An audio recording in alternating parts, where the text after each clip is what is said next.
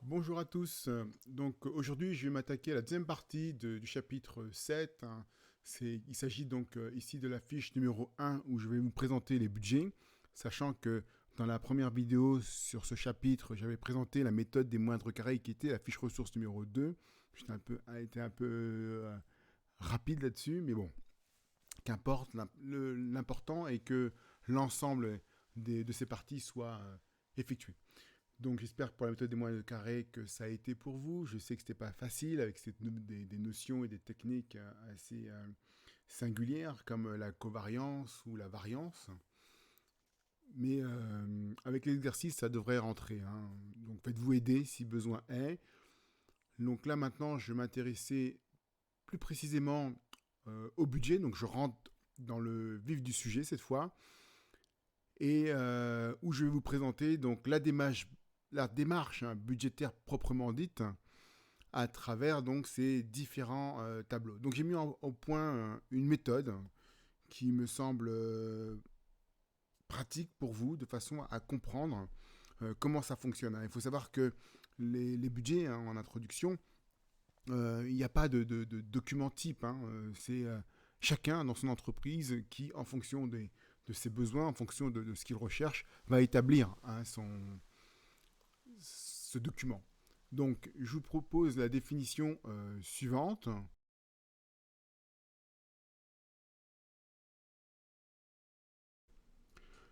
Budgéter, c'est prévoir. Donc, les budgets, c'est un document interne à chaque établissement hein, hôtelier et qui va détailler les prévisions mensuelles de la trésorerie sur une durée d'un an. Alors, il ne faut pas confondre budgéter et budgétiser. Budgéter, c'est le fait d'élaborer, hein, c'est l'élaboration du budget. On va élaborer un budget, ça c'est budgéter. Et budgétiser, c'est le fait d'inscrire une somme dans le budget justement. Alors, voyons la démarche, en quoi consiste la démarche budgétaire. C'est ce que je vais essayer d'expliquer dans la diapositive suivante. Allons-y, diapositive suivante, voilà. Donc la démarche budgétaire va consister, dans un premier temps, à récapituler l'ensemble des flux entrants et des flux sortants. Hein, c'est une méthode en deux étapes. Hein. Je vais commencer par les flux physiques et la deuxième étape, je vais m'intéresser aux flux financiers ou monétaires. Donc commençons par les flux physiques ou flux réels. Donc les budgets des ventes qui sont composés donc de plusieurs budgets, notamment le budget concernant l'hébergement, un budget qui peut être concerné le restaurant, puis le golf, puis le bar, le lounge. Voilà, hein, on peut avoir autant de budget que l'on a d'activités dans l'hôtel ou encore dans le restaurant. Et ici, on va s'intéresser, hein, je le répète encore une fois, qu'au flux physique, c'est-à-dire les ventes que l'on a réalisées, bien sûr en termes de chiffre d'affaires. Hein, je ne vais pas m'intéresser à la quantité physique, je m'intéresse ici uniquement au chiffre d'affaires, donc les flux monétaires qui sont censés rentrer.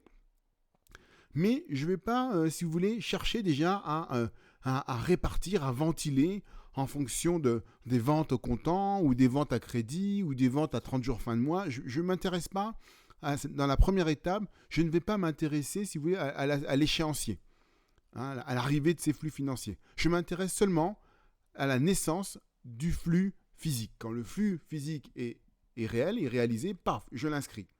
Donc on aura des flux physiques, comme on l'a dit tout à l'heure, par mois. On aura les chiffres d'affaires par mois de chaque activité pour l'hébergement, pour le restaurant, pour le salon, pour le lunch, voilà, pour le golf, pour le spa, ce que vous voulez. Et le fait d'avoir une idée de la demande finalement, le fait de connaître le nombre de chambres que l'on va louer, de connaître le nombre de clients qu'il y aura à l'hôtel, de pouvoir estimer le nombre de couverts servis, eh bien, on va pouvoir déterminer eh bien, le nombre de petits déjeuners en fonction d'indicateurs, comme le taux de captage pour les petits déjeuners. Et si on va plus loin, le fait de connaître la demande, ça va nous permettre de connaître eh bien, les dépenses, les charges que l'on va avoir. Donc là, ça va nous permettre de déterminer les achats nécessaires à l'activité. Alors bien sûr, quand je dis achat, je pense non seulement aux achats de denrées périssables et les denrées non périssables, mais aussi les budgets des investissements. Si on a acheté des équipements, du matériel, des véhicules, des choses comme ça, ça va aussi être rentré dans le cadre, ça va être budgétisé. On va faire un budget, on va budgéter donc ces éléments-là et rentrer dans chaque ligne les éléments, les sommes dont on pense devoir dépenser pour réaliser notre activité. Alors, tous les flux ici dans votre tableau, c'est à vous de décider si vous mettez les montants hors taxe ou TTC. Donc, vous faites votre choix, mais il faut prendre, si vous faites TTC, il faut mettre TTC partout. Si vous mettez hors taxe, il faut mettre hors taxe partout. D'accord, c'est à vous de fixer cette règle. Donc, voilà la première étape. Elle consiste à récapituler l'ensemble des ventes, donc à travers dans le budget des ventes, et de récapituler l'ensemble des achats dans le budget des achats, ou le tableau des achats si vous préférez, si le budget vous gêne. Ce qui est important, le fait d'avoir prévu d'avoir une idée de la demande, si vous êtes capable, et c'est encore mieux, ça c'est des techniques marketing que vous voyez, soit en marketing proprement dit, ou alors en ingénierie de restauration ou de cuisine, ou culinaire, si vous êtes capable de segmenter donc votre clientèle d'une part, pour que ça vous donne une idée déjà du budget par segment. On sait que le segment affaires ont une addition moyenne plus importante que le segment éco.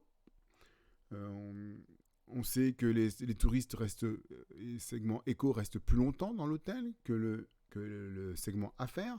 On a un certain nombre d'informations qui nous permettent d'être précis. Et on pourrait même pousser le mécanisme en déterminant le choix les habitudes de consommation des clients. On peut déterminer à l'avance vers quel type de produit ces clients vont se tourner. Si je prends le domaine de la restauration, si on sait que les familles en vacances qui viennent avec des enfants, les enfants adorent ce qu'on appelle les steaks frites. Donc si vous pouvez prévoir même les plats, les mets qui seront servis auprès des clients, puisque vous connaissez les clients, vous pouvez donc déterminer, grâce aux fiches techniques, vous allez pouvoir déterminer les quantités de matières premières dont vous aurez besoin pour réaliser vos plats. Donc voilà, plus on affine et plus c'est précis et plus ça permettra d'être au plus près de la réalité, en tout cas au plus près du prévisionnel lorsque l'activité sera réalisée. Je continue, je vais passer à la deuxième étape. La deuxième étape, là, cette fois, une fois qu'on connaît les flux physiques, je vais m'intéresser à la manière dont les flux financiers vont arriver dans l'entreprise. Donc voilà, je fais en 2 étapes. Et cette deuxième étape, donc je vais commencer par ce qu'on appelle le budget des ventes que vous avez ici, donc qui regroupe l'ensemble des prestations de services de l'hôtel et du restaurant. Je vais, en tenant compte donc de l'arrivée des flux financiers, c'est-à-dire la manière dont les factures clients vont être honorées, et je vais obtenir ce qu'on appelle un budget des encaissements. Voilà. Une fois que j'ai mon budget d'encaissement, par opposition, j'aurai en face pour les achats, pour l'ensemble des budgets achats, que ce soit investissement, denrées périssables, non périssables, etc., je vais avoir de ce côté-là le budget des décaissements. Voilà. Une fois le budget des encaissements déterminé, et le budget des décaissements déterminé, grâce à cela, je vais pouvoir passer à l'étape suivante où je vais déterminer ici le fameux budget de trésorerie qui me donnera pour chaque mois le niveau de mon encaisse, le niveau de ma trésorerie, en partant d'une trésorerie initiale, et puis sur chaque mois, j'aurai ma trésorerie au fur et à mesure. Alors l'intérêt de la méthode, c'est que ça nous permet de voir si on a de la trésorerie. Si oui, si elle est importante, on va essayer de faire en sorte de ne pas la laisser oisive sur notre compte banque, on va essayer de la placer pour des périodes déterminées. Et si par contre vous apercevez que dans les 2 ou 3 mois qui suivent, vous allez être à découvert, vous allez pouvoir anticiper en négociant auprès de votre banque une forme quelconque de crédit. Soit vous négociez votre portefeuille d'effets de commerce, on fait ce qu'on appelle une négociation d'effets de commerce, soit vous allez demander un crédit à court terme, si vous connaissez la période, sachant que le crédit à court terme, c'est vraiment pour une courte période, il ne faut pas que ça se répète, il ne faut pas que votre découvert soit cyclique, sinon les frais sont très importants. Si vous savez que ça va durer 3, 4 mois, 6 mois, vaut mieux faire un crédit sur cette période-là plutôt que de rouler sur une ligne de découvert. D'accord ? Voilà. Donc maintenant que je vous ai présenté dans sa globalité hein, la démarche, hein, je vais illustrer ça par un exemple. Ce sera plus concret. Je vais rentrer dans le détail. Donc, je vais vous demander de vous accrocher. Une fois qu'on a fait un modèle, normalement, vous serez capable de vous adapter à n'importe quel modèle. Voilà. Je passe à l'exercice maintenant. Alors, pour illustrer ce que l'on vient de voir concernant la démarche budgétaire, je vous invite à lire tranquillement l'énoncé qui accompagne donc ce cours, hein, c'est donc le polycopier, sur lequel il y a un exercice d'examen qui est tombé en 2002. Et il s'agit donc pour une entreprise d'élaborer donc son budget. Donc son budget qui apparemment l'entreprise est un hôtel ou un restaurant, enfin un hôtel-restaurant, il y a les deux activités, qui a eu des modifications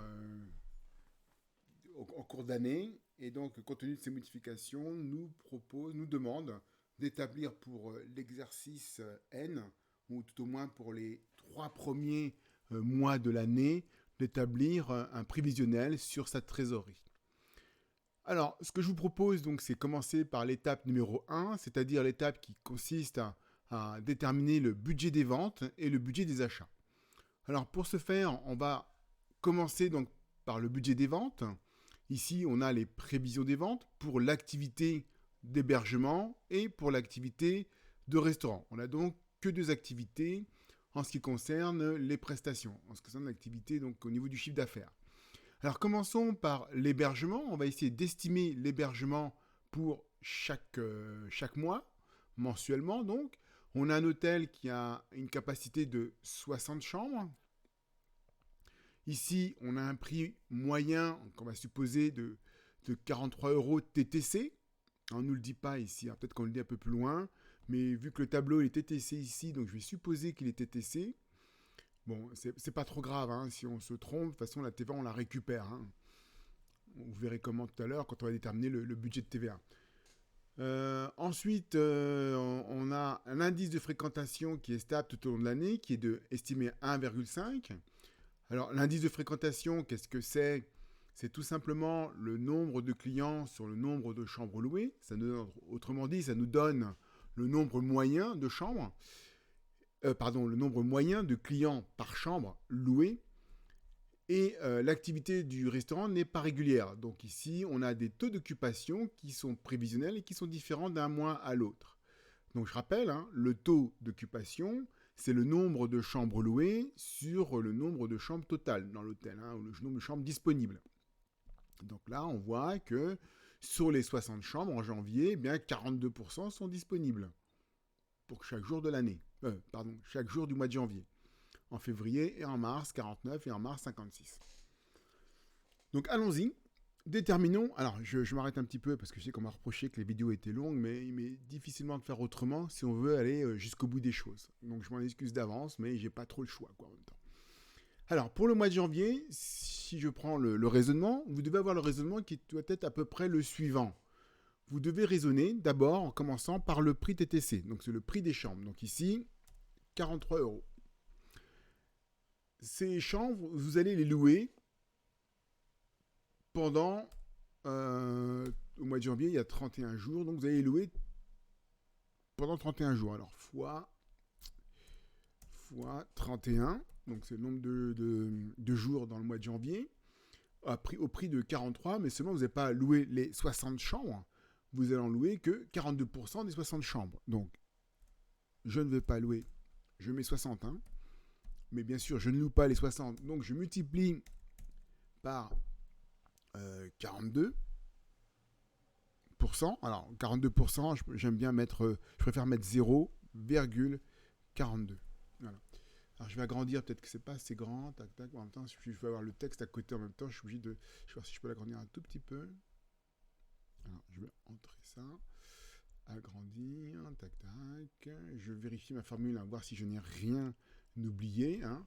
Donc, j'ai bien le prix fois le nombre de jours, fois le nombre de chambres, mais un taux d'occupation de 42. Donc, a priori, c'est bon.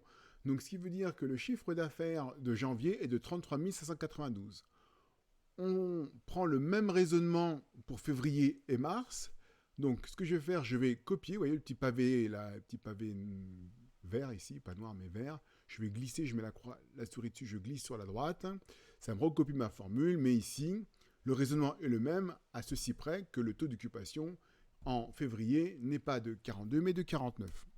L'avantage de faire sur Excel, c'est que ça nous permet de faire des économies de réflexion. Donc ici, 56%. Voilà. Voilà le chiffre d'affaires. On a obtenu notre chiffre d'affaires TTC, c'est très bien. Maintenant, on nous demande le chiffre d'affaires TTC. Alors, est-ce que vous savez le faire?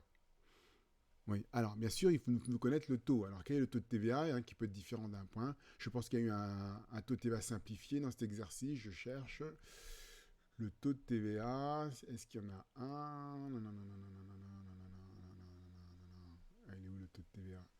Le taux de TVA, il n'y a pas de taux de TVA?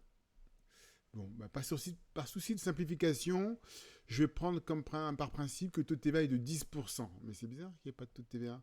Bon, je suppose à 10%. Je mettrai dans l'énoncé. Je modifierai l'énoncé s'il faut.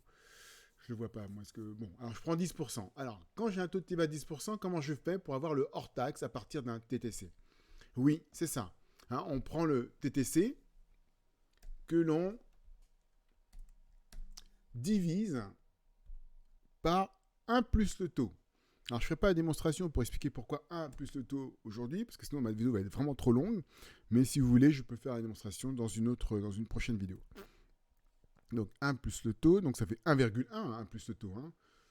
Donc, 1,1. Voilà, et ça va me donner mon hors-taxe. Donc, 30 538. Alors, vous voyez que je me simplifie la vie. Je ne m'embête pas avec les centimes. Comme c'est du prévisionnel, je ne suis pas au centime près. Je vous dirais même que je ne suis pas au millier près. D'accord? Donc, pour simplifier le tableau, on arrondit à l'euro le plus proche, ou à la dizaine d'euros, ou à la centaine d'euros le plus proche, c'est comme vous voulez. C'est vraiment pas important à ce niveau-là. Par contre, faites bien attention de prendre le nombre de jours réels par mois. Par exemple, en 2021, c'est 29 jours. Mais je ne sais pas quelle est la date de l'exercice. C'était en 2002. On va rester sur prévisionnel. Voilà. Tiens, volontairement, je vais garder quand même 28 jours. Allez, je garde 28 jours pour ne pas perturber mes calculs. Ensuite, le petit déjeuner. Donc, le petit déjeuner, qu'est-ce qu'on nous dit sur le petit déjeuner? On nous dit que le petit déjeuner, voilà. Alors, le petit déjeuner, tous les clients de l'hôtel, et seulement eux, prennent le petit déjeuner dans le restaurant. Et il est facturé à 3,80 €. Pas cher, Et on rappelle, effectivement, dans l'énoncé, on dit que l'indice de fréquentation est de 1,5. Alors, pourquoi c'est important de connaître l'indice de fréquentation?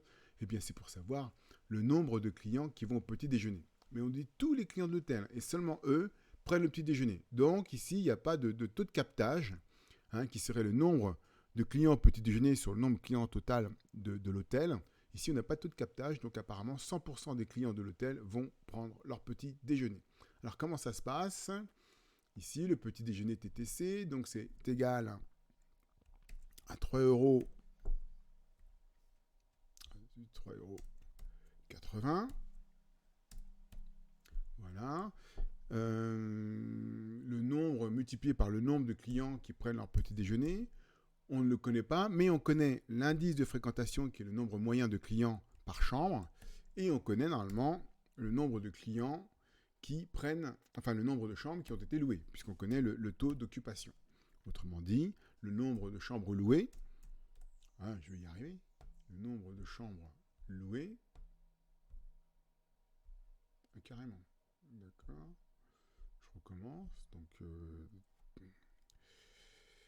3,8, j'ai pas mis le signe égal avant, donc ça ne va pas marcher, je le mettrai après, donc multiplié par...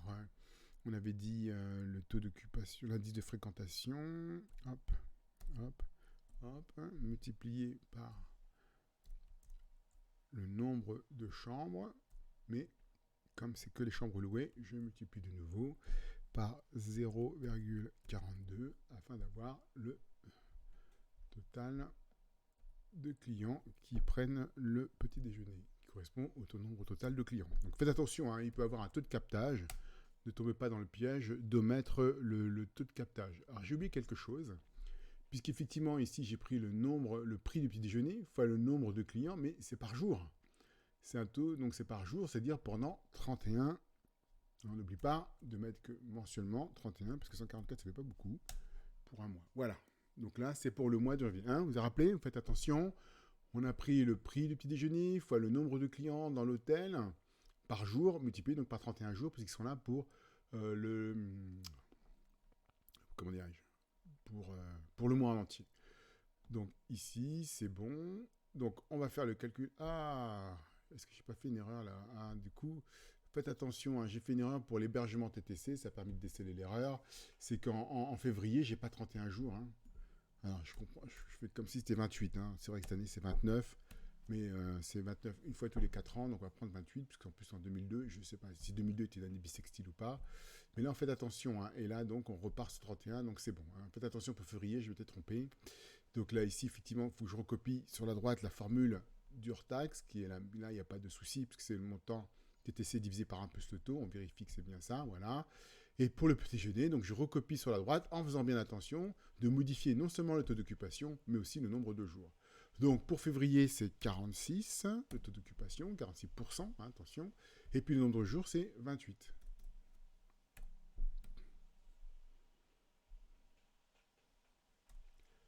Voilà. Et pour ici, donc ça reste, le nombre de jours, c'est le même, mais ici, c'est 56. Par rapport au... Alors bien sûr, j'ai repris à chaque fois le nombre de chambres louées, enfin le taux pour avoir le nombre de chambres louées, mais vous pouvez faire, si vous faites les calculs directs, vous n'avez pas besoin de répéter à chaque fois. Une fois que si vous connaissez le montant, autant le mettre directement. Mais bon, si je le fais sur Excel, donc c'est pas un souci, du moment que le raisonnement reste complet. Alors attention, ici c'est toujours le TTC là, j'ai pas modifié, là on est toujours dans le TTC. Le petit déjeuner maintenant, qu'est-ce qu'on nous dit pour le petit déjeuner? Alors le petit déjeuner, voilà, déjeuner et dîner. Alors il est prévu de servir tous les jours 108 couverts, et à chaque repas, pour un prix moyen de 18 € le midi et 23 € pour le soir. Alors, 108 repas, donc on donne directement le nombre de couverts, donc il n'y a pas de calcul à faire si ce n'est que multiplié par le nombre de jours, parce que c'est 108 repas par jour, 108 couverts par jour. Donc ici, dans mon calcul, je vais avoir, donc, j'ai 108 couverts par jour, donc je multiplie par 31 ici, en l'occurrence, 31, et que ces 108 couverts par jour sont facturés au prix de 18 €. Donc a priori là, ça devrait être bon. Ça me fait 60 264. Comme je suis feignant, je vais recopier sur la droite en prenant soin de bien modifier ici le nombre de jours, puisqu'on travaille en nombre de jours réels. Voilà. Ça bouge pas. Ok.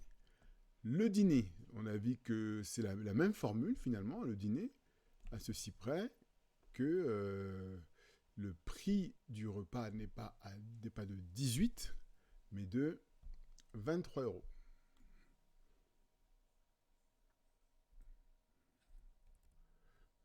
Voilà, donc à la limite, j'aurais pu faire comme ça, plus simple, j'aurais dû faire ça et descendre vers le bas.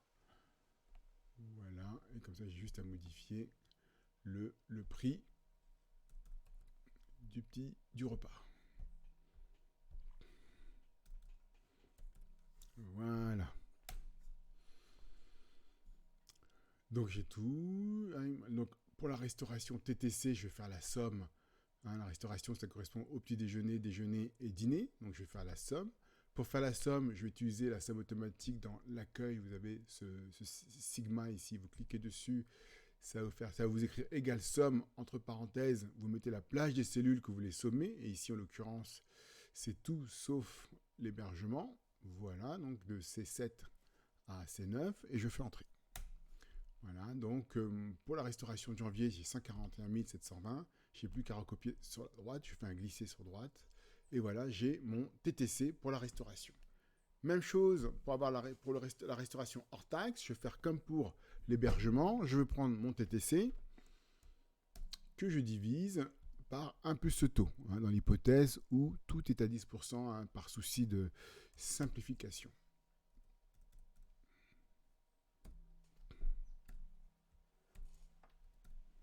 Voilà. Erreur. Pourquoi pas 10%? Mais c'est 1 plus le taux qu'il faut prendre. 10%, c'est seulement la TVA. Donc ça fait un énorme chiffre par la suite, puisque ça représente un dixième. Alors attendez, tac.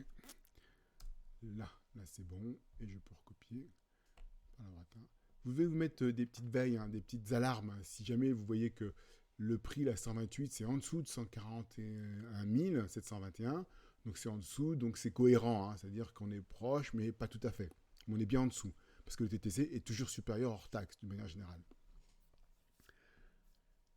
Ok, jamais me faire, par exemple, pour trouver leur taxe, me prendre le TTC, me retirer 10% et puis me faire la différence. C'est pas bon. La seule façon de faire, c'est 1 divisé par 1 plus le taux, le TTC. TTC divisé par 1 plus le taux.